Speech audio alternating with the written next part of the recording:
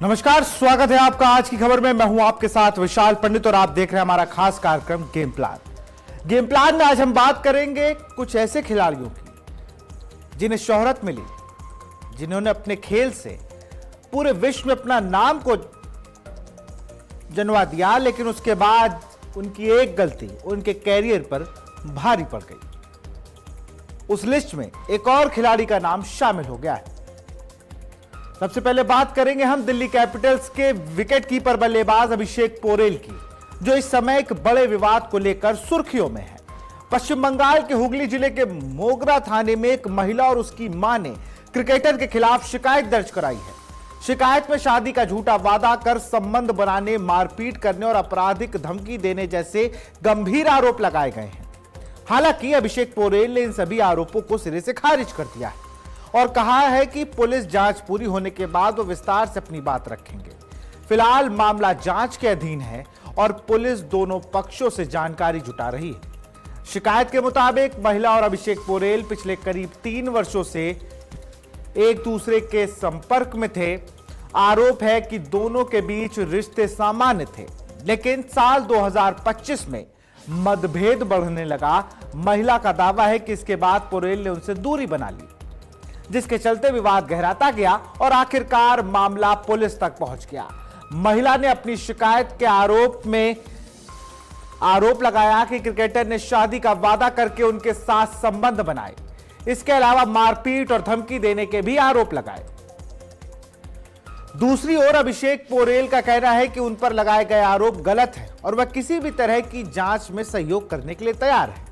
Media से बातचीत में पोरेल ने कहा कि इस समय वह अच्छा क्रिकेट खेल रहे हैं और इसी वजह से कई तरह की बातें सामने आ रही हैं। उन्होंने यह भी कहा कि अब तक उनकी पुलिस से कोई बातचीत नहीं हुई है और जांच पूरी होने के बाद वह पूरे मामले पर विस्तार से प्रक्रिया देंगे।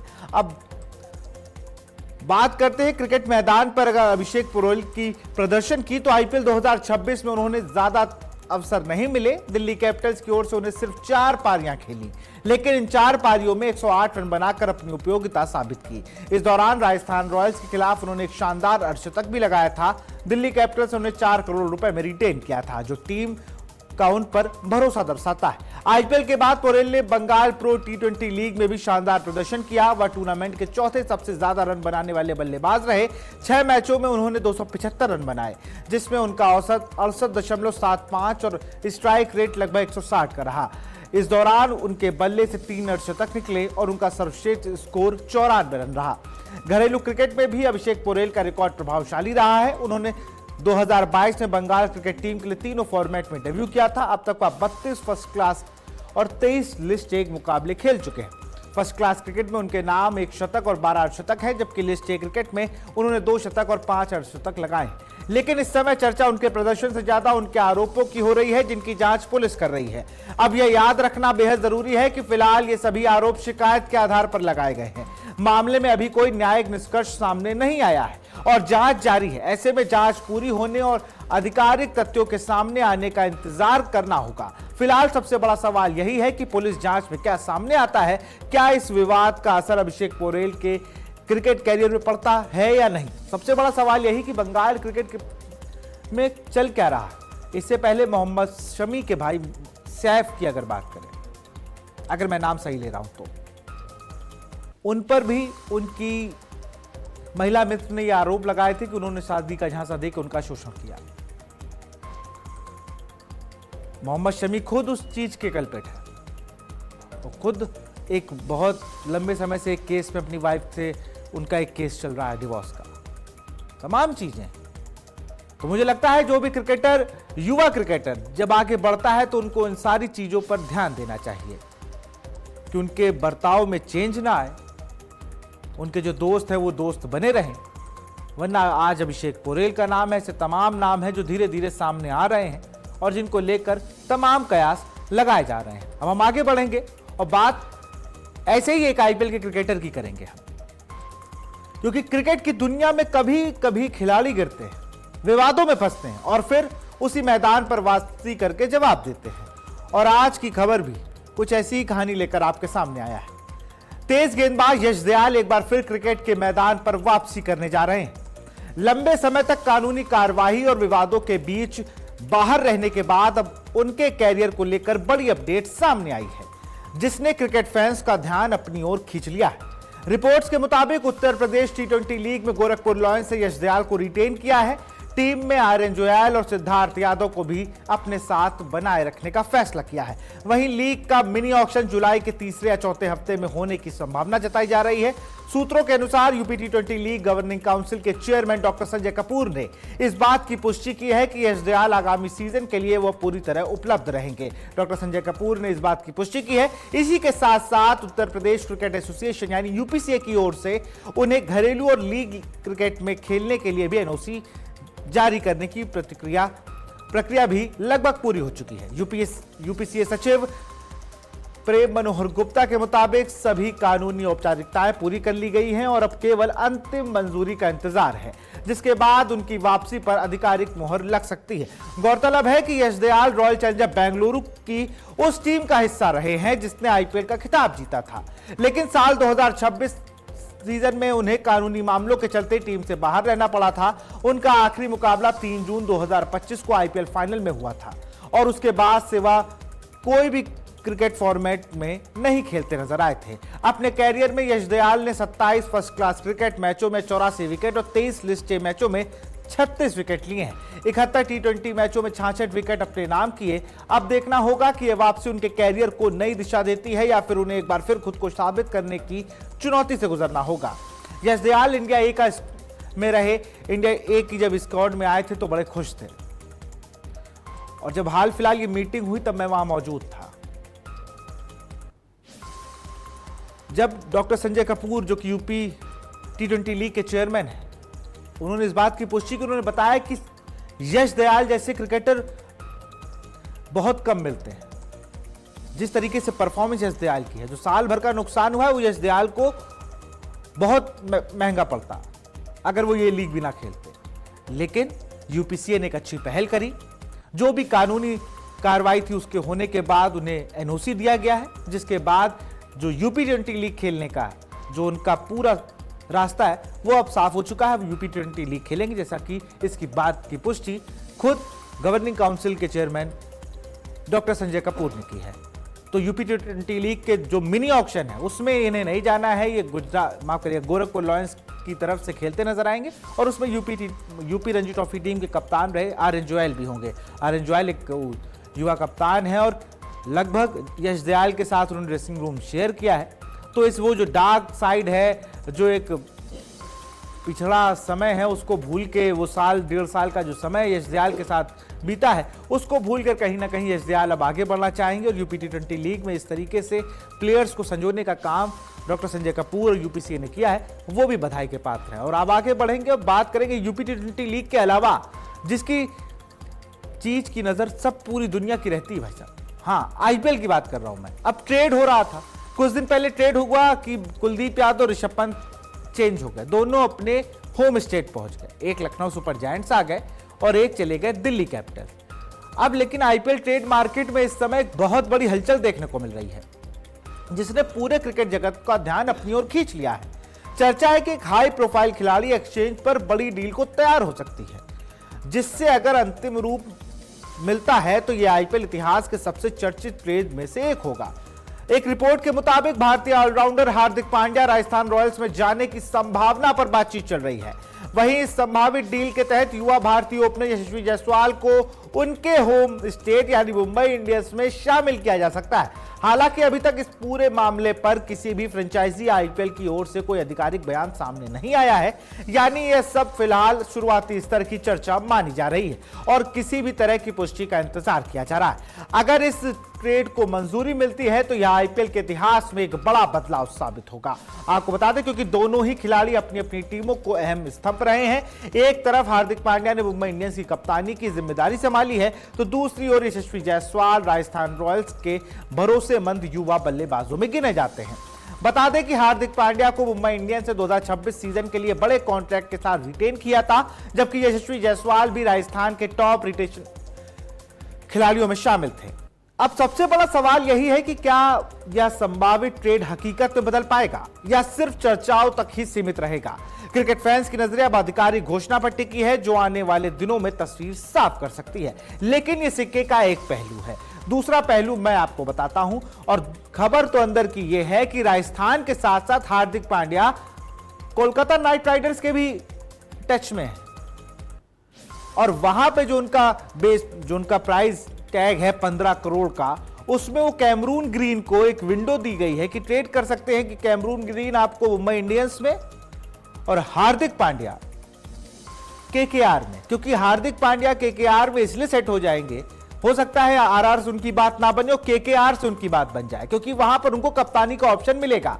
अजिंक्य रहाणे को रिप्लेस कर सकते हैं हार्दिक पांड्या और वहां पर कप्तान बनेंगे और 5वें 6ठे नंबर पर आपको या 4थे नंबर पे जहां भी उनका ऑर्डर है वहां वो खेलते नजर आएंगे। पहले तो सारे मैच खेलें और वो फिट रहें, ये सबसे बड़ी चिंता का विषय रहता है। हार्दिक पांड्या का ये सीजन बिल्कुल खराब गया है, बहुत अच्छा नहीं रहा। कभी तबीयत खराब हो गई, कभी फिटनेस को लेकर तमाम बातें, और लगातार अफगानिस्तान और अब इंग्लैंड सीरीज से भी वो बाहर हो चुके हैं। तो अब देखना होगा कि इस ट्रेड के बाद मुझे आरआर में जाने के उनके चांसेस कम लग रहे हैं। अगर ट्रेड होते हैं तो वो आरआर से उनकी डील बनेगी नहीं, क्योंकि वहां उन्हें कप्तानी का ऑप्शन नहीं मिलेगा। वहां पर रियान पराग ही कप्तान होने वाले हैं। और अगर केकेआर से उनकी डील फाइनल होती है तो इसी शर्त पे होगी कि मुंबई इंडियंस कप्तानी के तौर पर वो हट रहे हैं, तो मुझे केकेआर में कप्तान बनाया जाए, मतलब हार्दिक पांड्या ऐसा कहेंगे अगर केकेआर से उनकी डील होती है। तो खैर अब देखना होगा। आईपीएल में अभी ट्रेड प्रीमियर लीग इसको अगर कह दें, टीपीएल तो गलत नहीं होगा। अभी बहुत सारे प्लेयर हैं, क्योंकि देखिए लखनऊ से शुरू हुआ ये सफर, अभी तो सपोर्टिंग स्टाफ पर भी जाना है। उधर आप देखिए लैंड क्रूजर की छुट्टी हो चुकी है एलएसजी से। आप सुनने में आ रहा है कि 2027 का जब आईपीएल हम देखेंगे तो चेन्नई सुपर किंग्स अपने सबसे भरोसेमंद प्लेयर के बाद कोच बने, स्टीवन फ्लेमिंग को भी हटाने की बात कर रहा है। तो ये सब बातें हैं, अब देखना होगा कि भाई आईपीएल में ट्रेड प्रीमियर लीग जो चल रही है उसमें कौन सा खिलाड़ी इधर से उधर होता है। अब जरा बात करते हैं एक ऐसे लड़के की जो भारत में पैदा हुआ, भारत में पला बड़ा, लेकिन खेलेगा भारत के सामने। आयरलैंड ने भारत के खिलाफ होने वाली 2 मैचों की T20 सीरीज के लिए अपनी टीम का ऐलान कर दिया है। यह सीरीज 26 और 28 जून को बेलफास्ट में खेली जाएगी। टीम में राजस्थान में जन्मे ऑलराउंडर जय मंदूरा को भी जगह मिली है, जो अब आयरलैंड के लिए खेलने वाले दूसरे एशियाई मूल के खिलाड़ी बनेंगे। जय मुंद्रा का जन्म स्थान राजस्थान का टोंक में हुआ था, जो जयपुर से करीब 100 किलोमीटर दूर है। बचपन से ही क्रिकेट के प्रति उनका गहरा लगाव रहा। उन्होंने क्रिकेट एकेडमी में ट्रेनिंग शुरू की। उन्होंने शुरुआती तेज गेंदबाज के रूप में की थी, लेकिन बाद में वह टॉप ऑर्डर बल्लेबाज और लेफ्ट आर्म स्पिनर के रूप में विकसित हुए। क्रिकेट आयरलैंड से बातचीत उन्होंने बताया था कि पढ़ाई पर ध्यान देने के लिए उन्होंने कुछ समय के लिए क्रिकेट छोड़ दिया था, लेकिन कॉलेज के दौरान उन्होंने दोबारा गेंदबाजी शुरू की। साल 2019 में उन्होंने नौकरी छोड़कर क्रिकेट को पूरी तरह से एक और मौका देने का फैसला किया। 2021 में मास्टर्स डिग्री के लिए वो आयरलैंड शिफ्ट हो गए और वहां डबलिन के लेंस्टर क्रिकेट क्लब से जुड़ गए। इसके बाद घरेलू क्रिकेट में लगातार प्रदर्शन के दम पर उन्होंने पहचान बनाई। 2023 में वह लेंस्टर से उस टीम का हिस्सा रहे जिसने आयरिश सीनियर कप जीता था। लगातार अच्छे प्रदर्शन के बाद उन्हें आयरलैंड की T20 टीम में जगह मिली। आपको बता दें आयरलैंड की टीम में लॉर्कन टकर कप्तान, रॉस आइडर, गैरेट डेनली और जॉर्ज डेक्लर, टीम टेक्टर और अन्य प्रमुख खिलाड़ी शामिल। आपको बता दें इससे पहले आयरलैंड की तरफ से सिमी सिंह खेले थे, जो कि चंडीगढ़ से आते हैं, पंजाब के निवासी हैं। और सिमी सिंह विराट कोहली के साथ खूब क्रिकेट खेले हैं, लेकिन वो भी एक बहुत अच्छे स्पिनर थे। और उसके बाद जब वो आयरलैंड गए तो उन्हें वहां पर मौका मिला था और उसके बाद उन्होंने अपने आप को प्रूव किया था। लेकिन अब दूसरे प्लेयर की अगर हम बात करें तो अब एक दूसरा प्लेयर आ गया है सामने, जो राजस्थान में जन्मा है, बहुत बड़ा। इससे पहले भी हमने देखा कई प्लेयर हैं जो भारत में जन्मे हैं, भारत में सब कुछ उनके पास है, लेकिन वो क्रिकेट कहीं और से खेल रहे हैं। विनायक शुक्ला हैं, ओमान से क्रिकेट खेलते हैं। इससे पहले हम बात करें बालाजी राव थे, वो भी ओमान से खेले, वो दक्षिण भारत से आते थे। तमाम प्लेयर हैं जिन्होंने क्रिकेट की। अगर त्रिनाड एंड टोबैको में जन्मे रॉबिन सिंह भारत के लिए खेलते हैं। तो इस तरीके से प्लेयर्स को हम खेलते देखते हैं। और हाशिम आमला का भारत से कनेक्शन है, तमाम प्लेयर हैं, लिस्ट लंबी है। लेकिन फिलहाल आयरलैंड क्रिकेट में एक और भारतीय डेब्यू करेगा और भारत के खिलाफ जब वो खेलेगा तो मुझे लगता है उसके लिए एक बहुत अच्छी, जो उसकी जय मुंद्रा का जब हम नाम लेंगे, जय मुंद्रा जब हमें सामने खेलते नजर आएंगे तो उनके लिए, बेशक उनका जो वर्किंग नेशन है वो आयरलैंड है, वो आयरलैंड के प्रॉपर खिलाड़ी हैं, तो उनके लिए कोई भी एक विकेट होगा, कोई भी वो अच्छा करेंगे तो मुझे लगता है वो बहुत गर्व महसूस करेंगे। जिस क्रिकेट को उन्होंने जिस टीम के लिए खेलना शुरू किया था, उस टीम के अगेंस्ट अगर आप खड़े होंगे तो अपने आप को प्रूव भी करेंगे और मुझे लगता है बहुत अच्छा मौका भी होगा जय मुंद्रा के लिए। खबरों में आगे बढ़ेंगे और अब बात करेंगे उस खिलाड़ी की। जय मुंद्रा तो हो गए, लेकिन एक खिलाड़ी और भी है भाई साहब, जिसके लिए आप बड़ा लोग सोच रहे हैं। देश में तो है ही कि बेबी बॉस कहां है आजकल, और दूसरी तरफ आयरलैंड में उनकी चर्चा बढ़ गई है। भारतीय क्रिकेट के एक नए सितारे की एंट्री को लेकर जबरदस्त चर्चा है। युवा खिलाड़ी वैभव सूर्यवंशी, जिन्हें फैंस प्यार से बेबी बॉस भी कह रहे हैं, उनके इंटरनेशनल डेब्यू की संभावनाओं ने क्रिकेट जगत में रोमांच बढ़ा दिया है। 26 जून से आयरलैंड के खिलाफ बेलफास्ट में शुरू होने वाली 2 मैचों की T20 सीरीज में उनके भारतीय टीम के लिए डेब्यू करने की चर्चा तेज हो गई है। अगर ऐसा होता है तो यह उनके कैरियर का पहला अंतर्राष्ट्रीय मुकाबला होगा और इस वजह से क्रिकेट प्रेमियों में उत्साह चरम पर है। एक रिपोर्ट के मुताबिक पूर्व भारतीय और Ireland cricketer MV Narasimha Rao का मानना है कि वैभव सूर्यवंशी को देखने के लिए सिर्फ आयरलैंड ही नहीं बल्कि यूरोप के कई देशों से क्रिकेट फैंस बेलफास्ट पहुंचने की तैयारी कर रहे हैं। आपको बता दें, बेलफास्ट का स्टॉर्मोंट क्रिकेट ग्राउंड लगभग 7,000 दर्शकों की क्षमता रखता है, लेकिन टिकटों की मांग उससे कई गुना ज्यादा बताई जा रही है। हालात ऐसे हैं कि आयोजकों के लिए दर्शकों को समायोजित करना एक बड़ी चुनौती बनता जा रहा है।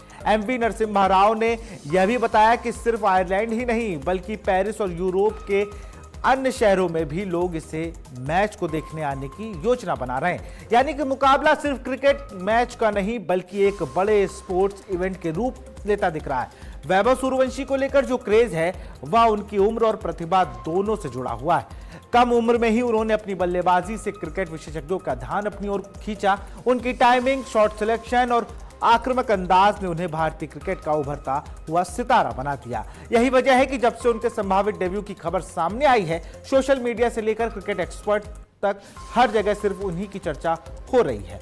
अब बात करते हैं टीम इंडिया के स्क्वाड की, जो इस सीरीज के लिए चुनी गई है। टीम में श्रेयस अय्यर पहली बार कप्तान बनाए गए हैं, तिलक वर्मा उप कप्तान हैं, संजू सैमसन, ईशान किशन, अक्षर पटेल, अर्शदीप सिंह, प्रसिद्ध कृष्णा, वॉशिंगटन सुंदर, शिवम दुबे, रवि बिश्नोई, हर्षित राणा, अभिषेक शर्मा, प्रिंस यादव और वैभव सूर्यवंशी का नाम उनमें शामिल है। अगर वैभव को प्लेइंग 11 मौका मिलता है तो यह उनके कैरियर का सबसे बड़ा पल होगा, एक ऐसा पल जो उनके क्रिकेट सफर को पूरी तरह बदल सकता है। क्रिकेट फैंस की नजरें अब सिर्फ एक चीज पर टिकी है, क्या वैभव सूर्यवंशी इस ऐतिहासिक मौके पर टीम इंडिया की जर्सी में मैदान पर उतरेंगे। अगर ऐसा होता है तो यह न सिर्फ भारत बल्कि यूरोप में भी क्रिकेट इतिहास का एक बड़ा यादगार क्षण बन जाएगा और वैभव सूर्यवंशी उन तमाम युवा क्रिकेटरों की आइडल बनने का काम करेंगे जो अभी बहुत निचले स्तर पर क्रिकेट खेल रहे हैं, जो 12-13 साल के बच्चे हैं, जो लगातार क्रिकेट में अपने आप को बेस्ट दिखाना चाहते हैं। उनके लिए वैभव सूर्यवंशी एक बहुत अच्छा एग्जाम्पल है। वैभव सूर्यवंशी की अगर बात करें है तो अभी 15 साल के हैं और उन्होंने जिस तरीके से इंडिया ए के मैचेस हमने देखे, फाइनल में क्या शानदार पारी खेली, मुझे लगता है अगर डेब्यू होगा तो एक बड़ा रिकॉर्ड वो बनाने वाले हैं। तो वैभव सूर्यवंशी पर लगातार सबकी नज़र है और आप देखिए किस तरीके 7,000 कैपेसिटी है, लेकिन लगभग जो कहा जा रहा है 3 से 4 गुना ज़्यादा टिकट मांगे गए हैं। मतलब मैदान पर 7,000 की कैपेसिटी और 21,000 टिकट मांगी गई है। तो कुल मिलाकर वैभव सूर्यवंशी का क्रेज देखने को मिला है। लेकिन एक चीज़ और भी है, जब इस सीरीज में जब हम पहुंचे जब वहाँ टीम हमारी पहुंची आयरलैंड, श्रेयस अय्यर जब एयरपोर्ट से निकले तो उनका क्रेज थोड़ा कम था वहाँ पर वैभव सूर्यवंशी के लोग नारे लगाते नजर आ रहे थे। तो कुछ ऐसी खबरें भी हैं वहाँ पर। बहरहाल फिलहाल गेम प्लान में था इतना ही। आप देखते रहिए आज की खबर। नमस्कार।